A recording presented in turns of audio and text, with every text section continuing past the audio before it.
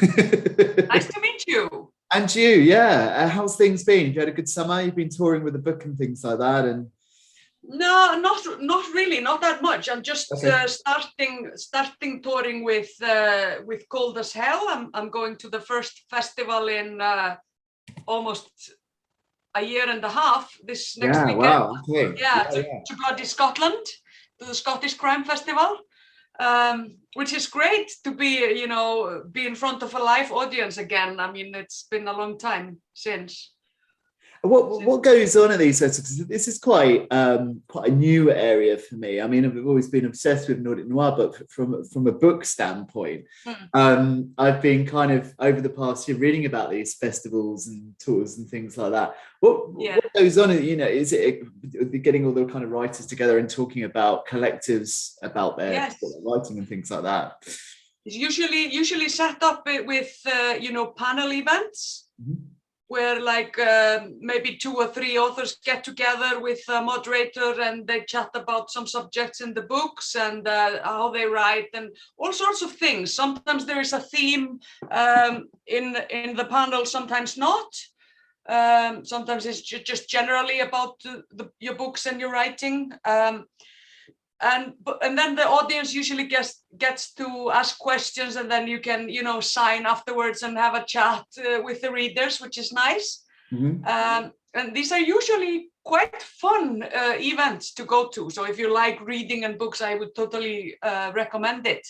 And now, like Bloody Scotland, for example, most of the festivals I think also will have some sort of online possibilities so that you can follow online as well as Oh, being in cool. the Okay. audience. Oh, Yeah, that's excellent. Oh, nice. And yeah.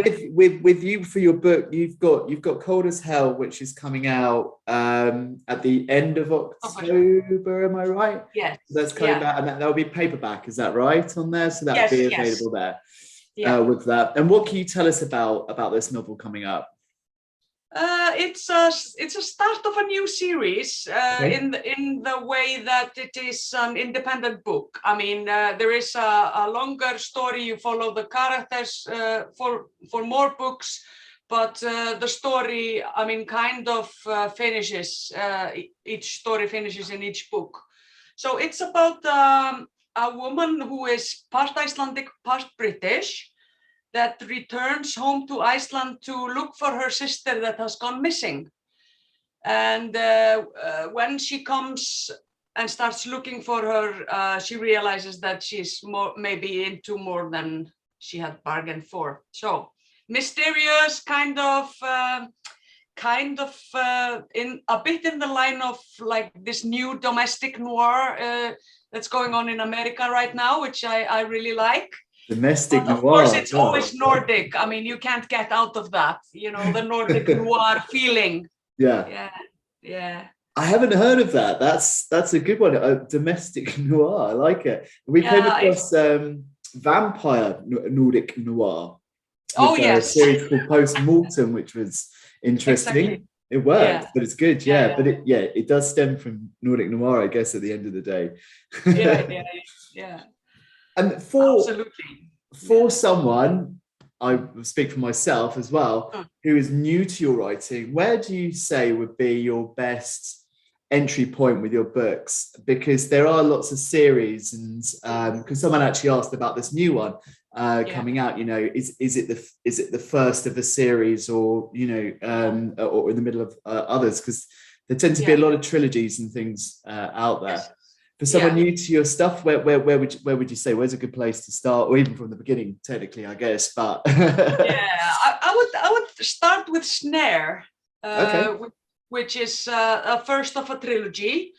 I have more books out in Iceland, but Snare was the first one that got like international success.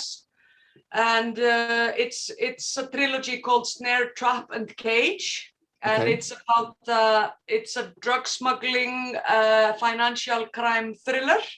wow, Yeah, so it takes place mostly in Reykjavik in Iceland, and then it travels to other cities and parts of the world, because it's a smuggling theme and the financial crime that travels also. So that's a trilogy which is now being adapted for TV. So we will see that on screen hopefully in Oh wow, okay. I don't know, 3 years time or something. You know, Yeah. it takes time. Okay, that's Yeah. exciting. Will that be in Icelandic, or will that be? It will be 50-50 in Icelandic and English. Cool. Okay. So yeah, so some of the dialogue is in Icelandic, some of it is in English. So it should be more accessible for an international audience, I would say. But the Icelandic will probably, I mean, if it goes on a streaming service, it will be dubbed or subtitled. Or subtitled. Yeah. The reason I asked that because it's quite interesting because I was reading with Ragnar's books, so the Darkness, I think it's the Darkness Trilogy, but picked up, but they're making that in English or potentially German on there. So I was quite interested to see. So it's nice to hear that it will have its home roots basically there. Yes. For that. I actually like it. I mean, I think most people like to hear the language, you know. When I'm promoting my books in France, people usually every festival ask me to read a short chapter in Icelandic. Oh wow, really? Okay. Yeah, because just people like to hear the sound of the language because it sounds, I mean, at least to the French, it sounds very strange. So I think that's funny. So I think, I mean, also the English-speaking market is getting more used to subtitled stuff. And if you don't like that, these streaming services are offering, you know, dubbing, so you can listen, you know, you can see the program in your own language, which I think is fantastic. Yeah, I think it's really interesting. I think last year there was a spike in people actually watching international dramas, and I think more people could find them because more are becoming available. But I mean, apart from me, who obviously loves all the Nordic region and traveling there, I just, you know, I love all the shows and films. I almost feel that I'm abroad there. I can, by hearing the voices, and those that you know we weren't able to travel at all last year, I think almost being surrounded by that scenery and that sound and language actually makes them feel, you know, kind of a part of it almost. So yeah, I think and it's continuing on as well. It's so popular. And it's a good place actually to kind of lead on to Katla, which just I'd seen this written up a couple of years back, and I got very excited about this show, and it lived up to all expectation. Nice to hear that. It was. I mean, before I say anything, I will say is that I'm going to talk a bit about it, but firstly, to a point of for people who have not seen it yet, and then I'll just say to a point where, you know, stop watching or don't read on, basically as well. But with Katla, I mean, were you ready for how popular the show was going to be? Did you ever think it was going to be so huge internationally? I mean, obviously in Iceland, you know, you had the stars and things there, but it just blew up all over the world, which was fantastic. Yeah. I mean, I don't think we really knew what to expect, because it's quite it's not light entertainment, and it's quite much a genre. It's kind of science fiction-y, horror-ish kind of thing, Nordic noir, but I mean, and also it's quite dark and very much of a slow burner.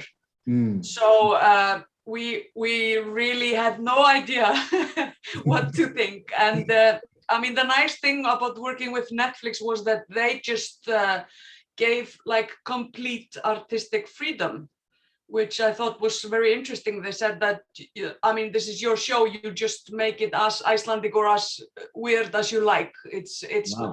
I mean, we'll just see, you know, how people will like it. Okay. Yeah. So you had almost pretty much a free license there. How did it come about for you writing it? Were you in touch with Balti, the director? I'm going to call him by his short name because I struggle with his story. But how did it kind of come about, the series, for you? Yeah, it was an old idea of Balti, of Baltasar Kormákur. he has had this idea for a long time, along with his friend Ólafur Egilsson, and they had actually written kind of a pilot episode many years ago, and then nothing really came of it. And then I don't know how it happened that the idea was revived. So they got Sigurjón Kjartansson, who is kind of Iceland's #1 TV writer, our most experienced one, and Davíð Már Stefánsson, who is a young guy who just graduated from Columbia in TV writing, and then me with the crime element. So we got this team together to work on this idea. So what we had was like an idea, and then off we went. So it was we worked it in a in a writer's room. We took each character and we discussed it for hours on end to create the characters, and then we went for the plots and the locations and everything. We traveled to South Iceland 2 weeks to find interesting places and get inspiration, and it was a very enjoyable experience, and then we went our separate ways and wrote the episodes, but we did the storyline together, and then the episode one at a time. But I mean, as things happen when you're writing, it changed. So the crime element kind of was cut out because Baltasar and we decided that when they saw what we had, that it was probably strange enough without adding a murder to it, Yeah, okay. Which was true. It was the right decision, Yeah. But then, my involvement in it was like, why am I here, But I wrote the second episode and the storyline with the guys, and it was fantastic for me to do something that's engaging and hopefully create some intrigue without having the murder there, or the big crime, Instead of the big crime, we have the mystery of what's going on. So it was very interesting for me, and I totally enjoyed it, and I'm very, very, very pleased with the outcome. I think we all are very, very proud of Katla.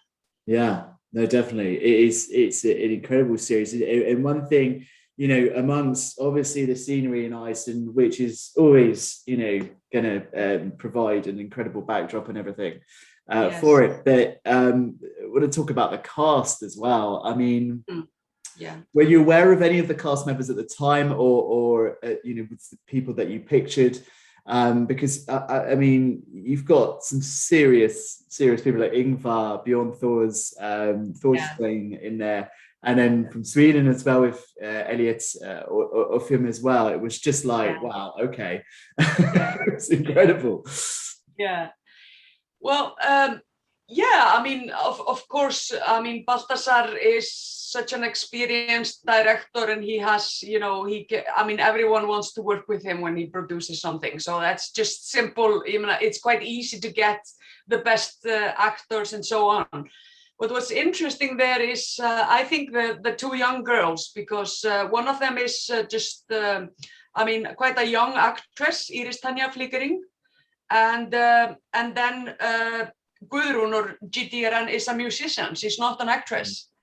But she was absolutely fantastic. She's such a talented everything. She's a wonderful singer and musician, and then turns out she's quite an actress also. Yeah, definitely. So I think that was nice to see these new faces and see such young talent coming up. I was so pleased.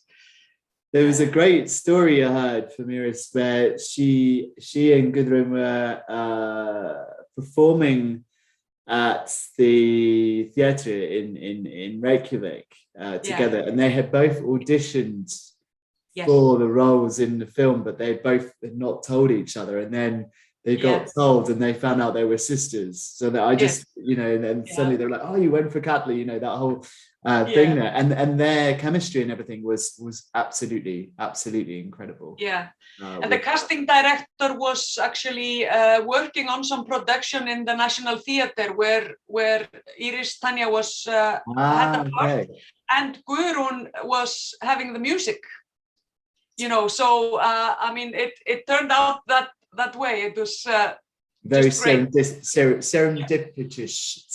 Yeah, serendipitous and very Icelandic also. I mean, that's true. Yeah, you realize how small it is and how things work and connect in a way there. I'll say now, like, for anybody who hasn't seen it, just to either stop reading or to stop watching, but there were a few questions that I really wanted to ask about it, and maybe get your kind of theories on it, and maybe more than us. But I mean, firstly, do we know anything more about it? You've probably been asked this question a million times. Has there been any talk of a second season yet, or is it still very quiet at the moment? Yeah, it's a good question. I mean, Netflix is still thinking if they want another series. I myself, I'm not so optimistic about it. I actually think that it was too. I mean, maybe for the streaming, it got good numbers, but they were very scattered around the world. Yeah. Okay. So and it didn't do well enough in the Nordic countries, I think. Okay. So I think it did much better in South America, for example, which is funny. Yeah, I noticed that. There was a Cutler Instagram page that was, in Brazilian and things, like in Brazil and things, and so. But that's just my feeling. I mean, I don't know. We are ready to make another series, but my feeling is that it will not be. But who knows? I mean, there's at least a good enough closure to it at the end of the season. To allow it to be as one on there. But out of curiosity, just what kind of ideas and things that have floated into your mind thinking about a second season? What characters would you love to see kind of develop a bit more further? All of them multiplied, of course. Well, yeah, exactly. Gosh. but the premise we worked on, the main question we always had in the background when we were writing this was this question: do we dare face ourselves? Okay. So for the second and third season, we had imagined that we would continue with this question and go from the individual thing up to a societal level and say, do we dare face ourselves as a society? And then for the third season, do we dare face ourselves as, humanity? So big ideas. Okay. Yeah, I'll let that just stay kind of in my brain. And that is fascinating, really interesting. So, well, fingers crossed. We'll see. It'll be certainly an interesting way, but I think it's such a great series in that it is so multi-layered, and that you can return to it and watch it and draw more out of it, because, as you say, it is quite a slow burn process, but it's great in that it does put things together in a way. There's a question which had been asked and wanted to kind of ask you, and a lot of people, there's a lot of debate on the internet about the character of Gruma and her sister. Do you have any thoughts and theories or knowledge on who was who by the end of that series? I kind of like things not to be explained too much. I like the mystery and that people can draw their own conclusions. But there is a hint there that she's playing the piano in the end. Okay, I like that. That's all. That's a nice little kind of tie in there. Okay. Yeah. I mean, that whole scene was pretty intense, and somebody had said as well, does the writer like children? That child scared the bejesus out of me, and they were trying to imagine how hard it must have been writing a scene as well for that with that child. So that creation was quite something, quite terrifying. Yes. It's it's a story about these parents and their dead child comes back to them. It's the story, of course, about loss and how you get over or how you can try to get over losing a child, which is quite a tragic theme. But at the same time, this is horror, and the parents have to face some realities of really what happened to their child. And maybe they face their own failures in a way as parents. But yeah, I think we all like children, but it's and it's absolutely horrible to make a scary child like this. He did good, I tell you. He's a very good actor. And the young guy who plays the child, I mean, he is Hlynur. He is such a good actor. I mean, amazingly talented young lad. Yeah, we were just sometimes in awe seeing his performance. I mean, amazing. Yeah. The filming of it, you mentioned now, if I'm right, it was filmed during the pandemic. I think it was one of the first series to kind of operate. I know Netflix did film during the pandemic. They have very strict kind of regimes or whatever in working with that. Did you get to kind of see or visit the set in a way to see how that was handled out there? But not as much as a screenwriter usually would. So I mean, the pandemic made everything boring. No parties. It was just there was like a kind of a pause in the pandemic in the middle, just after the wrap, which was fantastic. So we could have a wrap party. But the rest of it was like, But Baltasar came up with such a clever system. He actually made the system for the shooting. So I mean, the Swedish actors that just came and stayed here. They just lived in Iceland during the pandemic, and of course the outdoor shooting was done in Víkin Mýrdal. Quite a lot of it was. I mean, all the outdoor scenes were taken on location. So that's easier to film outdoors in a way in these conditions. And in the studio in Reykjavik, where all the indoor scenes are filmed, I mean, he came up with like a color code system. So every member of the production had a wristband with a color. Wow, okay. And had their own entrance, and the studio was just divided up. So it was quite complicated to decide, because they were just like these kind of bubbles or groups that could meet.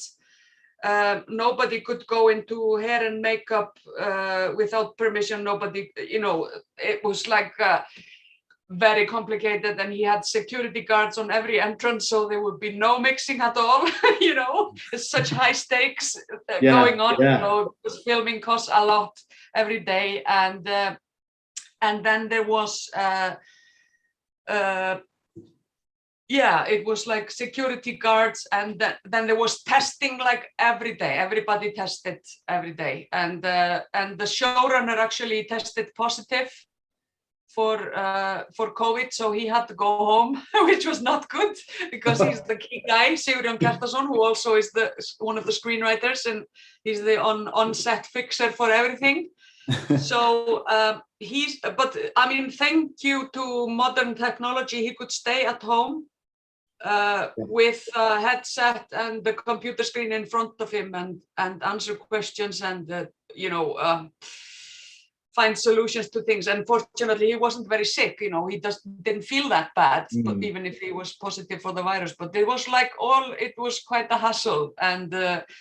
And Baltasar, I mean, actually came up with a system of how to do filming during a pandemic, which I think some studios and productions abroad have copied now, you know, to make this possible, which I think is fantastic. I guess it was made slightly easier by the fact that they with the filming that you had a bit more access without tourists, I guess, during filming as well, because it's a key spot that you would film. For those that haven't been to Iceland, tell us a bit more about the areas that it was filmed, because I know that's something that's come up in conversation a lot for people with that. Yeah. It's all filmed in the vicinity of Vík in Mýrdal, which is or a village called Vík, which is in South Iceland, and just above it, like kind of very close to the village, is a little glacier called Mýrdalsjökull, and underneath that glacier is a terrifying volcano called Katla. And Katla has had a history of erupting once or twice per century, and she is overdue now. It's been 103 years since she erupted. So that is kind of the inspiration for the story, is that what will happen in modern times if Katla erupts. And I think people remember Eyjafjallajökull, who stopped air traffic for a long time. And he's a baby compared to Katla. So so it's like kind of every Icelander, and should be every European's biggest nightmare, I think, when she goes. But the set, what we imagine is that the story takes place in Vík in Mýrdal when Katla has been erupting for a whole year. She's never done that, but that's like the horror scenery. Is like most of South Iceland is evacuated. There's just a few people there, meteorologists, geologists, and scientists, and police, and a few strange farmers or mechanics that don't want to go. So what happens when a volcano erupts under a glacier? We have quite a few of these in Iceland. Is that there come these massive floods that like wash away everything. And if Katla erupts on the east side of it, there will be quite a massive flood just by Vík. So Vík has to be evacuated and all that. And then, after the floods comes the ash, which is terrible as well. So we create this scenery, which is, it looks apocalyptic, and it kind of looks like a fantasy landscape and fantasy, situation, but it's actually quite realistic. And we have actually seen these sceneries, and most of the films are inspired by just real events in South Iceland when one of these volcanoes go and put ash everywhere. And the ash cloud in the back, that's always in the back, that's something that Baltasar just filmed with a hand camera from a helicopter when Eyjafjallajökull was blowing. So that's real footage of a volcano at the time. Okay, that's incredible. That is and quite terrifying as well, because that it is, so it's like real footage that this computer technology allows to put in the back of the landscape. So it's the cloud is something that's put in there by computer, but it's real footage of an actual thing that's just not Katla but Eyjafjallajökull. So he used old film footage just to put behind this, and I think it's amazing. It looks so convincing and realistic. That's amazing. This is the kind of facts you're looking for. That's really cool. It is a beautiful part down there. Reynisfjall at the beach. which is usually very busy, but I think at the time then was quite lucky. Yeah, because the plan was to film everything in September, in week when most of the tourists are gone, because it's just impossible to find a hotel or find the street that's empty. So the plan was to film either during the night in June when it's daylight, you can see if it's a day or night, so you can do the day scenes then. And then September in the dark, where the tourists were gone. But then came the pandemic, so week was empty, and there was no problem to get like hotel stays and everything for the whole production and food and whatever. So it was kind of lucky in the unlock, if you can say, a pandemic. Yes, yeah. It made kind of some things easier and some things more difficult, Yeah. Mm. Oh, okay, that's really interesting. And I mean, what's next for you now? I mean, you've got obviously the tours and Bloody Scotland. So it's interesting saying Bloody Scotland, because it's to confirm it's the name of a festival. It's not Bloody Scotland, but you've got that coming up in your book. What's kind of coming up next after this for you? Then I have another festival in the UK. Then I have Iceland Noir Festival, which is Icelandic crime writing festival, which is very popular and very nice. You should check it out if you like Nordic Noir. Okay. It's in Reykjavik in November, and it will be made, safe and for the audience. We will have small audiences, and of course, everyone that enters the country is tested, so it should be fine. And this was a bit of a promotion for Iceland Noir, as you can hear. And then of course, this time of year, I have, promotions for my new book in Iceland, which is 2 books ahead from the ones in English, because translating takes time. So I am actually promoting the 3rd book in the series that starts with Cold as Hell. So and in Iceland we almost only publish books before Christmas, because it's a traditional Christmas gift, the book. Okay, so, I have heard that. Yeah, every book is published in hardback before Christmas, because it's supposed to be a gift. And it's like a crazy season for writers. It's fun and busy, and I very much enjoy it. And there's a lot of kind of traditions and culture around it. For example, I go to a lot of workplaces, bigger workplaces. They have usually this special morning or lunch or something in November and December where they get writers to read for their staff. So you get 2 or 3 writers to come and read from their books for the staff while they have a hot chocolate or a special lunch or something. And I think it's so Icelandic and so cute that books and book reading is such a big part of Christmas.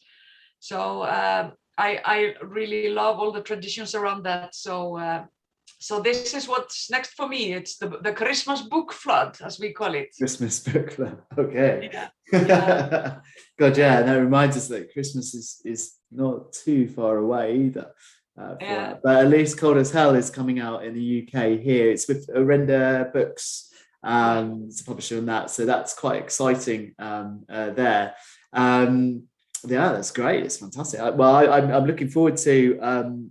I think I'll have to start with Snare, I think, and go from there. I'm the slowest reader in the world, but I do love it. I do kind of like to get kind of tucked into. And then they are available in audiobooks as well. So it's audio, okay, all right. Okay. And Cold as Hell is coming also in audiobook in October, so people can choose that if it's quite nice to listen to audiobooks as well, I think. Yeah. Oh, fantastic. Well, thank you so much for taking the time to speak to us. It's been great just hearing all the stories about Cutler and about the new book and everything you've got coming up. It's great to hear you're so busy as well with everything that's been going on over the past year and a bit with all this pandemic and everything. And so for those Nordic Noir fans out there, you've got Bloody Scotland coming up, which could possibly be online as well. So I'll look yes, into that. Yes, it is. There are tickets, online tickets for almost everything there as well. Yeah, and there is a Nordic panel with us three Nordic ladies speaking about their books. So I think everyone should find something that they like. Bloody Scotland, yeah. And then there's the Icelandic Nordic Noir in November as well. So people can travel up for that. So we'll keep our eyes peeled. It's definitely fantastic. Well, thank you so much.